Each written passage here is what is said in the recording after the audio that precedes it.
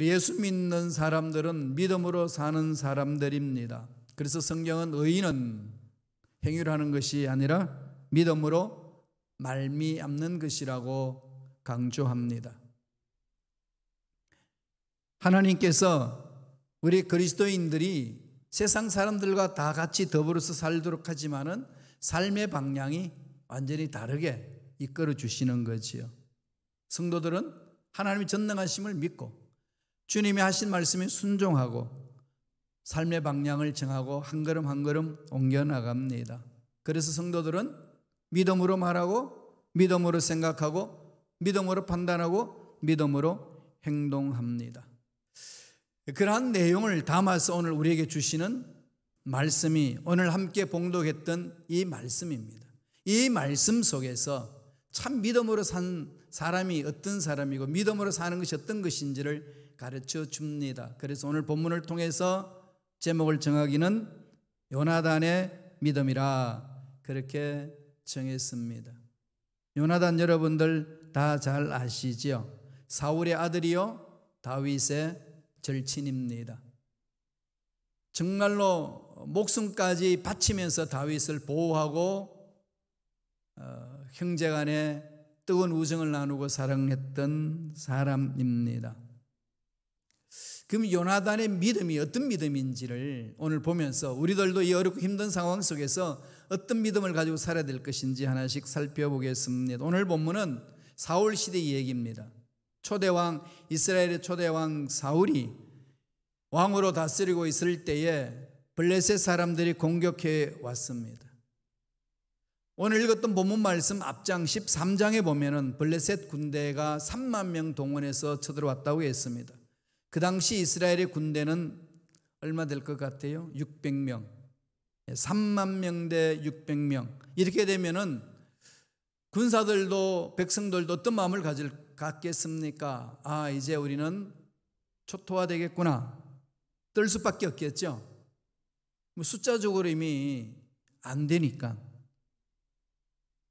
어느 정도 돼야 하면 싸울 만한 어떤 이 마음을 가질진데 너무나도 이 숫자적으로 차이가 많이 나고 또 블레셋은 이게 강한 무기를 가지고 있잖아요. 이제 겨우 나라를 정비해 가지고 하나님이 기뻐하신 나라를 세우려고 했던 그 상황 속에 블레셋이 밀고 들어온 겁니다. 팔레스타인에 자리 잡고 있는 그들은 이제 해양 문화를 가지고 그 해변가에서 정착해서 사는 사람들 아니겠어요? 그 당시 철기 문화를 가지고 있다고 했습니다. 강한 무기를 가지고 있는 거죠. 백성들은 싸울 용기를 갖지도 못하고 무서워서 벌벌 떨고 있고 도망갑니다. 사울 왕도 어찌할 수 없어요. 백성들도 죽을 날만 기다리고 있는 상황입니다. 속수무책의 상황입니다. 다 망했다, 이제 끝났구나. 이런 상황 속에 한 사람이 일어납니다. 이게 사울의 아들 요나단이에요.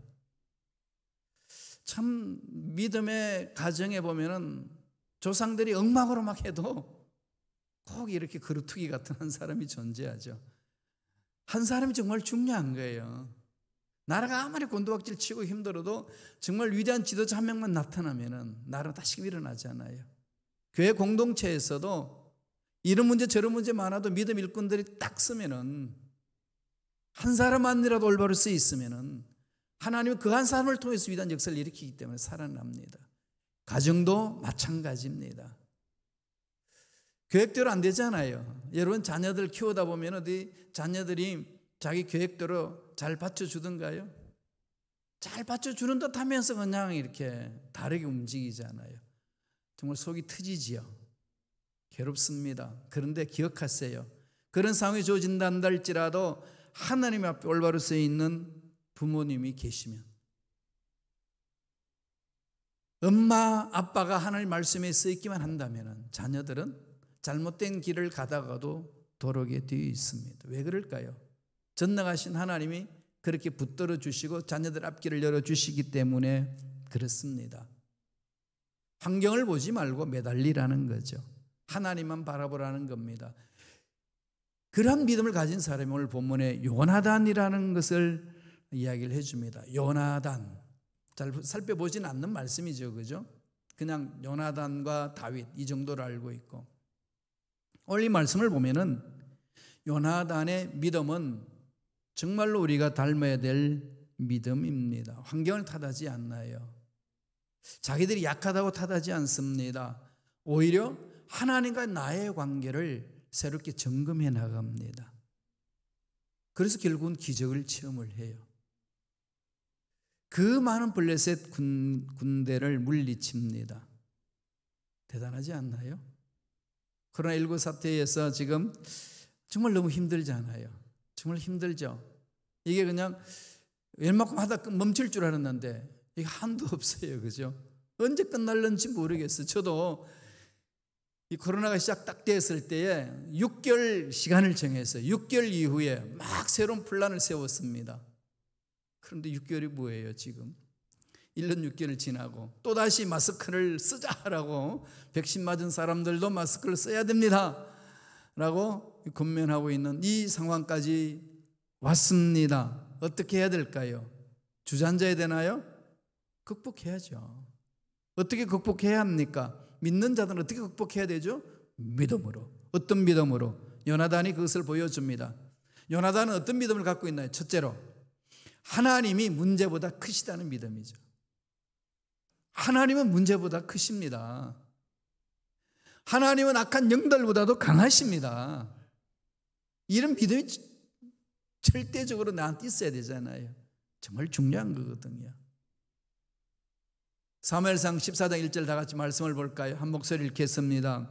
하루는 사울의 아들 요나단이 자기의 무기를 든 소년에게 이르되 우리가 건너편 블레셋 사람들의 부대로 건너가자 하고 그의 아버지에게는 아뢰지 아니하였더라. 아뢰지 않았다. 그러면서 제일 출발 어떻게 하죠? 하루는 요나단의 일상생활을 보여주는 거죠. 블레셋이 6만 명으로 지금 이스라엘을 포위하고 있습니다.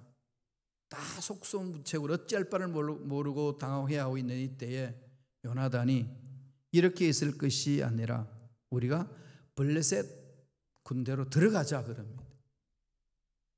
그리고 자기하고 자기를 따르는 부하고 두 사람이 6만 명의 적진으로 들어가자는 제안입니다. 이건 뭐죠? 이건 정말로 이 용기라기보다도 만용. 이게 하루 강아지 범 무서운 줄 모르고 달려드는 것. 세상적으로 보면 그렇잖아요. 그런데 요나단이 어떻게 이런 용기를 가지고 덤벼들었을까요? 아무도 모르게 하고 두 사람은 갑니다. 그러면 쥐도 새도 모르게 그냥 목이 달아날 수도 있지 않아요. 근데 왜 이런 무모한 짓을 할까요? 여기에 요나단의 신앙의 고백이 있습니다. 이거거든요. 저와 여러분들이 어려운 상황에 처했을 때에 우리가 일어서서 달려갈 수 있는 것은 한번 해보자라고 막 고함 지르고 표 정하고 막 서로 그냥 힘내서 하자고 간다고 해서 되는 것 아니잖아요. 해봤잖아요. 해봤지만 안 되지요. 한계가 있잖아요, 늘. 요나단 그걸 모를까요? 요나단은 용사잖아요. 전혀 세상 어떻게 돌아가는지 전혀 모르는 바본가요? 아니지 않습니까? 정확하게 알고 있습니다. 그럼에도 불구하고 덤벼들 수 있는 힘이 어디 있었을까요? 6절 보세요. 6절에 요나단이 신앙 고백하는 말씀이 나옵니다. 다 같이 읽겠습니다. 요나단이 자기의 무기를 든 소년에게 이르되 우리가 이 할례 받지 않은 자들에게로 건너가자. 야훼께서 우리를 위하여 일하실까 하노라. 야훼의 구원은 사람이 많고 적음에 달리지 아니하였느니라. 이거죠, 그죠? 지금 우리는 6만 대 600명 말이 안 되는 거잖아요. 숫자에 의존해서 일을 하게 되면은 요나단 같은 믿음의 결단 내리지 못하고 앞으로 전진해 나가지 못합니다. 말도 안 되는 소리 하지 마 이러잖아요. 그렇게 말한단다 할지라도 그 사람을 나만할 수 없습니다. 왜? 상식적으로 합리적으로 생각하면 말이 안 되는 이야기지 않습니까? 그런데 요나단의 신앙 고백은 뭘 얘기합니까? 이 할례 받지 않은 자들에게 그럽니다. 그런 요나단의 신앙의 고백은 전능하신 하나님은 우리와 함께 하시는 거고, 기만 명이 있는 블레셋 사람들은 할례 받지 않는 사람, 하나님과 상관이 없는 사람, 전능하심은 하나님 손에 있는 것이지 사람의 숫자에 의해서 이루어지는 것이 아니다, 이렇게 결론을 내리고 달려드는 거죠. 누구 닮았죠? 다윗 신앙하고 너무 같죠. 골리앗에게 행할 때에 다윗의 신앙이 이랬습니다. 전쟁의 승리는 사람이 많고 적음에 달리지 아니했다라고 고백하잖아요. 왜 그럴까요? 하나님 위해서 이루어지는 거니까. 하나님이 하시는 일이지 않습니까? 여러분, 생명을 가지고 사는 것도 우리 의지대로 하나요? 내가 생명을 가지고 싶다고 해서 생명을 유지할 수 있나요? 하나님이 생명을 보호해 주셔야 생명이 유지되는 거고, 하나님이 물질을 보호해 주셔야 그 물질, 모아놓은 물질도 관리할 수 있는 거 아니겠어요? 그럼 모든 것은 어디에 달려 있나요? 하나님께 있는 거죠. 이건 우리 가정도 우리 교회도 동일한 이치입니다. 세상은 다 안 된다고 할지라도, 남들은 두려워하고 떨고 있다 한다 할지라도, 환경이 어려워서 낙심할 수밖에 없는 상황이 주어진다 할지라도, 하나님이, 우주 만물을 창조하신 하나님이 우리와 함께 하신다면 이 문제는 해결될 줄로 믿습니다. 이 고백 아니겠어요? 그래서 요나단이 뭐라고 이야기합니까? 사람이 많고 적음에 하나님의 구원의 역사가 일어나는 것 아니다. 이게 성경에서 하나님께 쓰임받는 일꾼들의 동일하게 고백하는 신앙 고백이에요. 기드온의 300명 용사를 가지고 미디안 군대 13만 5천 명을 이겼습니다. 300명의 용사 훈련 잘 받아서 그랬나요? 아니죠. 야, 13만 5천 명 이 미디안이 쳐들어온다, 모여라, 전쟁 치러 가자 했더니 몇 명이 모였나요? 처음에 3만 2천 명이 모였습니다. 하나님이 출해라 그럽니다. 3만 2천 명대로 전쟁 치러 갈 생각도 하지 마라. 아니, 하나님 말씀이 안 되지 않습니까? 13만 명을 대적하려면 적어도 우리는 10만 명은 있어야지 뭐 해볼만 하지요. 이럴 수 있는데 하나님은 3만 2천 명 모인 그들을 추리라는 겁니다. 그래서 겁이 나서 돌아간 사람이 2만 2천 명, 남은 군대가 10,000명입니다. 10,000명 가지고 어떻게 합니까 했더니, 야, 10,000명도 많다, 추려라. 그러면서 물을 마시는 것을 시험을 하잖아요. 다 물가에 데리고 가서 물을 마시게 해라. 그랬더니 너무 갈증이 심한지라 그냥 물에 얼굴 받고 그냥 뭐 처음 마시는 사람은 다 실격. 그러나 주위를 살펴보면서 물을 손에 떠가지고 입에다가 핥던 사람은 합격. 그 사람을 모으니까 300명. 이 300명 가지고 13만 5천 명을 향하여 달려듭니다. 그들은 한 거 아무것도 없어요. 하나님의 명령에 순종했을 뿐이죠. 항아리 속에 횃불을 넣고 갑니다. 깜깜한 속에 어느 순간에 항아리를 깨뜨리고 고함을 질러라는 거죠. 하나님 그것을 사용하시겠다는 겁니다. 미디안 군대가 기업을 하고 다 도망가 버리잖아요. 하나님의 역사는 우리 인간의 이성을 초래하죠. 사업을 하실 때에, 직장을 다니실 때에, 공부할 때에 내 처해진 환경 속에 안 된다고 머리가 이야기하면은 거기에서 멈추지 마시고 하나님께 가져오세요. 하나님께 물어봐야 합니다. 하나님은 우리 인간의 이해 타산에 의해서 일하시는 분이 아닙니다. 하나님은 어떤 걸로 일하시죠? 믿음으로 일하시는 거죠. 믿음이 뭔가요? 믿음은 내가 경험한 거, 내가 분석한 거 될만하니까 믿습니다 하는 게 믿음인가요? 그럼 믿음 아니에요. 착각하지 마세요. 믿음은 환경이 된다고 믿습니다, 환경이 안 된다고 믿지 않습니다, 이렇게 가는 믿음이 아니에요. 그거는 그냥 일반적인 우리의 삶에 있어서 상식적으로 말하는 자연적인 믿음이에요. 기적은 그런 데서 일어나는 것이 아니고, 하나님이 말씀하시는 믿음은 하나님께서 약속하신 말씀을 확신하는 거예요. 그게 달려 있습니다.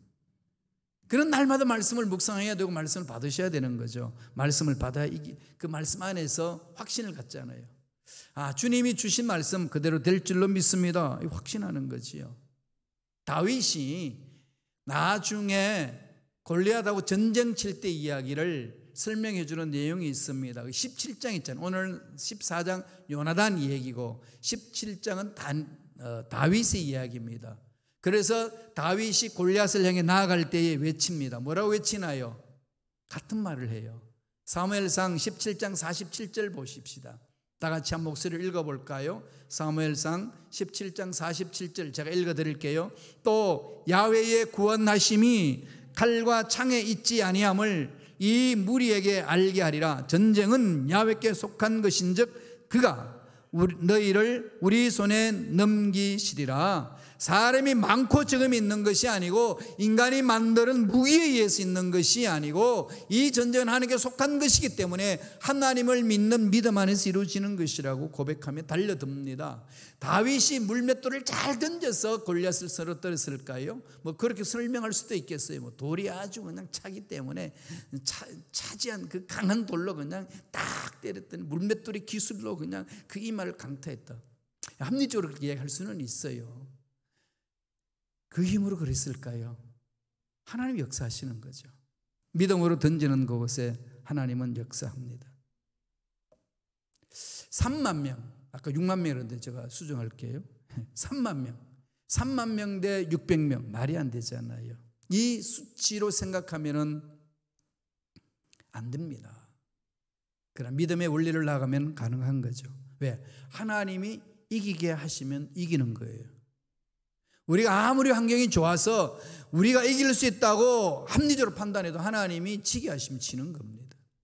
하나님 앞에 올바로 서지 못하면 하나님과 우리 사이의 죄악됨으로 하나님의 능력이 나타나지 못하면 환경은 아무리 좋아도 주저앉습니다. 그래서 우리는 늘 하나님께 집중하라는 거죠. 무슨 믿음을 가져야 될까요? 하나님은 문제보다도 크신 분이다. 문제 있을 때 하나님 바라보시기 바랍니다. 두 번째로는 어떤 믿음을 가질까요?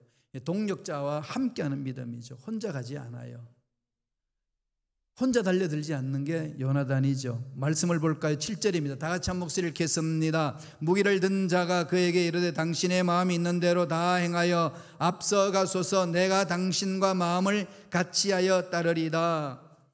이 전쟁에서 승리하기 위하여 요나단은 동력자를 데리고 가죠. 찾지요. 자기를 따르는 부하, 무기를 든 자, 수종하는 자이잖아요. 함께 가는 겁니다. 함께 해야 돼요. 함께 해야 이깁니다. 혼자 하는 게 아니고 함께 하는 거죠. 신앙이 같고 비전이 같고 가치관이 같은 사람들 하나님이 붙여주셔요. 그런 사람들 놓치지 마세요. 신앙생활 하다 보면 함께 할 수 있는 사람들이 있습니다.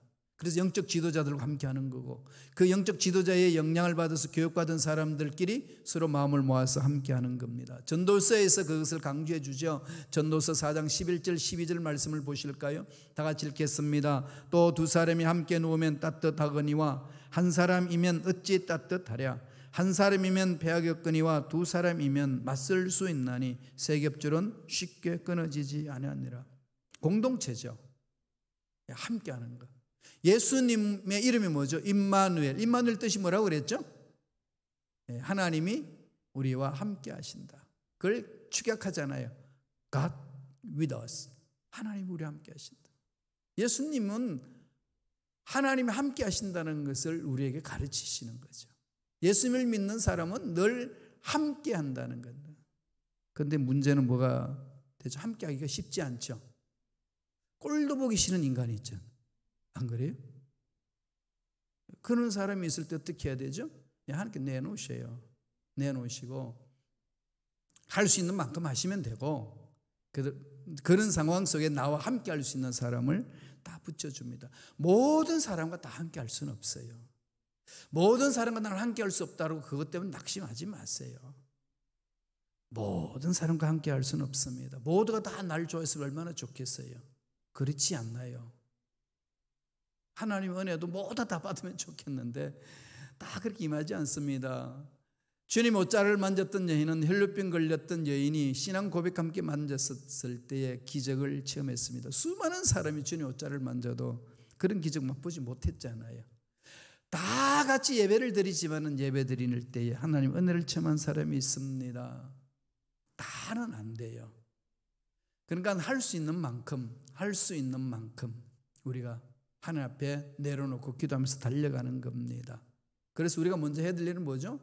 함께 동력해서 믿음으로 밀고 가는 거죠. 우리가 믿음으로 밀고 가면 하나님은 그때 어떻게 하실까요? 하나님 역사하시는 거죠. 자기 무기를 든 소년과 함께 갔다고 그랬습니다. 가면서 주변에 있는 20명을 다 하나님의 능력으로 썰어버렸습니다. 그랬더니 그 블레셋에 있는 진영에서 그럽니다. 아니 사울의 군대는 다 저 건너편에 있는데 여기 와서 20명을 단번에 죽인 자는 누굴까? 떨기 시작하는 거죠. 그때 하나님이 어떻게 역사하실까요? 믿음으로 전진해 나가는 요나단과 요나단의 그 부하가 2명이 전진해 나가니까 그들이 받는 발걸음에 하나님의 강한 진동을 갖게 합니다. 지진이 일어나는 거죠. 블레셋이 혼돈에 빠집니다. 어마어마한 군사가 쳐들어온다는 거죠. 그러니까 두려움과 불안 속에 빠져서 누가 적인지 누가 자기의 아군인지 구분하지 아니하고 그냥 옆에 칼 들고 있고 창 들고 있는 사람끼리 서로 싸웁니다. 자기들끼리 싸워서 자기들끼리 전멸을 합니다. 블레셋 사람들이 스스로 자멸하는 거예요. 상상은 했겠어요? 요나단이 뭐라고 그랬습니까? 야, 믿음으로 가자. 이건 숫자고로 말도 안 되는 얘기다. 그러나 저들은 할례 받은 사람이고 우리는 하나님께 선택받은 자다. 믿고 가면 그 다음에 하나님이 하시지 않겠냐. 달려들었어요. 우리들은 하나님 다 해주시면 달려가겠습니다. 이게 강한데 믿음의 일꾼들은 믿음으로 말씀을 의지해서 달려듭니다. 세대가 힘들고 두려운 일이 있다고 할지라도 믿음으로 결단하고 달려드시기 바랍니다. 나중에 그 다니엘이 바벨론 포로로 이제 끌려가서 다니엘과 그 세 친구들 보면은 그러잖아요. 이 왕 신상을 만들어 놓고 여기 절해라 그랬더니 절하지 않겠습니다 했더니 왕이 부릅니다. 야, 너희들이 왕궁에서 교육받아서 왕궁 질서를 잘 알지 않느냐? 너 한 번만 부인해라 그랬더니 안 합니다. 이거 안 하면 너희들 풀무불에 들어간다. 왕이시여, 우리가 풀무불에 들어간다 할지라도 우리는 부인하지 않겠습니다.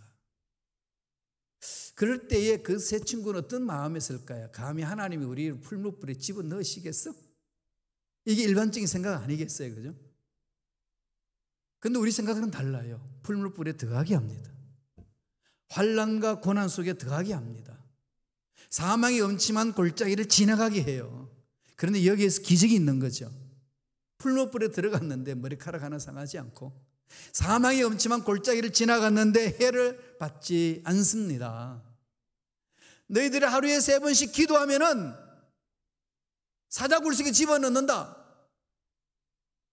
이런 공고문을 보고서도 다니엘은 집에 가가지고 예루살렘을 향하여 창문을 활짝 열고 날 좀 보소 그러고 나서 기도합니다.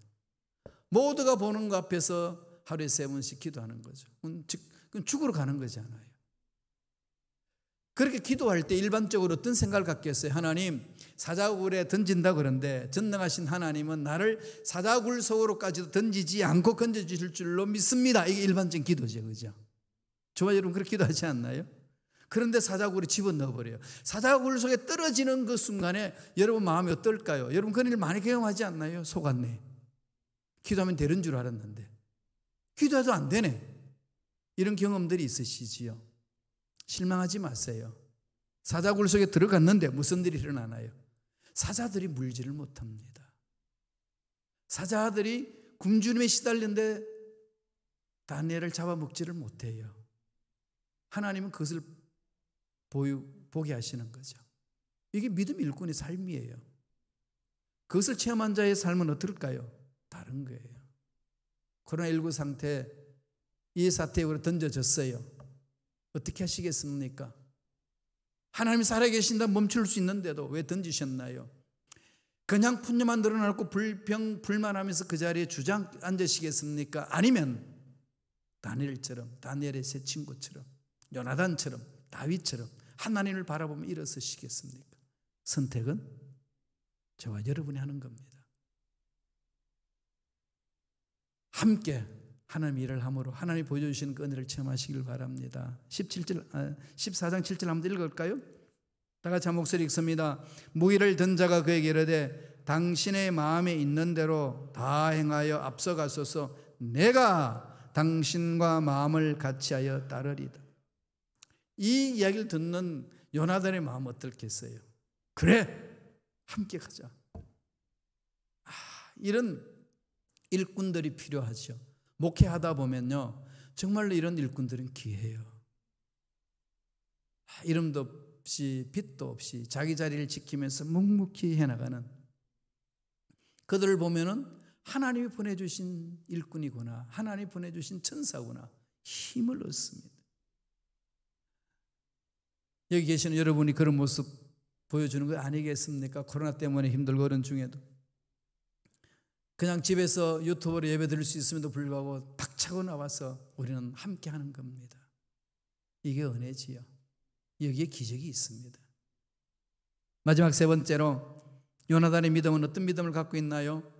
하나님의 섭리를 신뢰하는 믿음이죠. 섭리신앙입니다. 섭리. 하나님이 하십니다.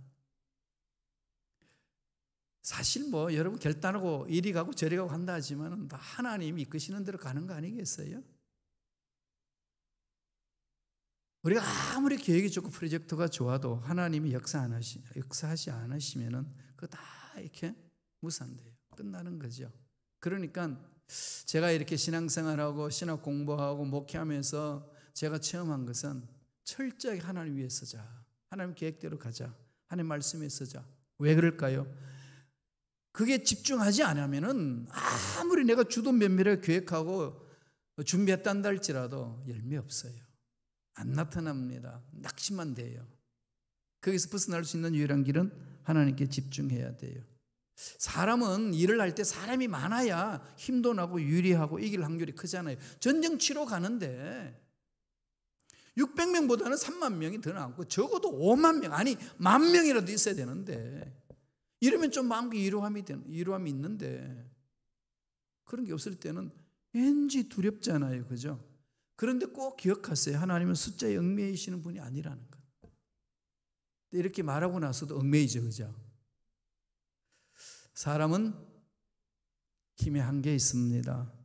눈에 보이는 물질과 권력에 자꾸 명예에 얽매이기 쉽습니다. 이걸 벗어버리는 것이 하나님을 신뢰하는 거예요. 언제 벗을 수 있을까요? 일이 터지고 저리 터지고 이제 나 혼자서 아무것도 할 수 없구나.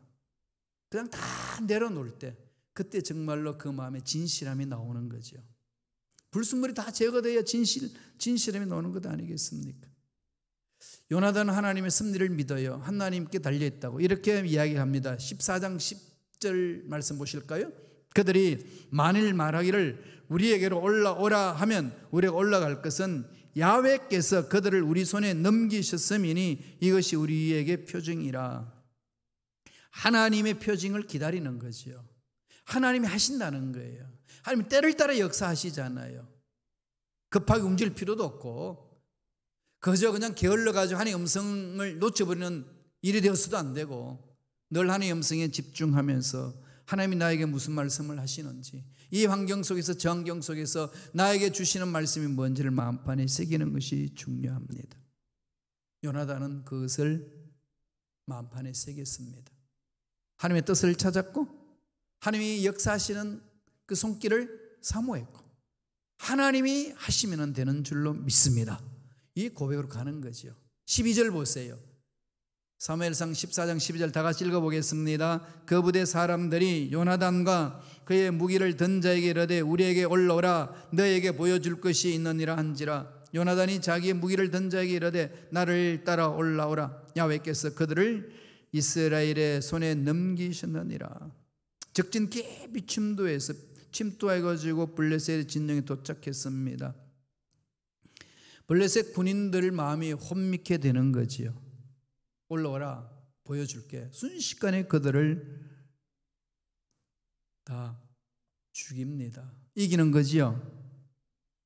그러니까 그들이 생각하잖아요. 주위에 있는 다른 이 군대 리더들이 도대체 이게 무슨 일이냐. 군대는 다 저 건너편에 있는데 이 20명이 왜 순식간에 죽느냐. 공포에 뜰 수밖에 없죠. 이게 뭘까? 도대체 무슨 부대가 왔냐? 어떤 정예 부대가 어떻게 숨어서 들어왔나? 어디에 있을까? 모르는 거예요. 그래서 15장 16절 말씀 보면 이렇게 이야기를 합니다. 다 같이 읽어볼까요?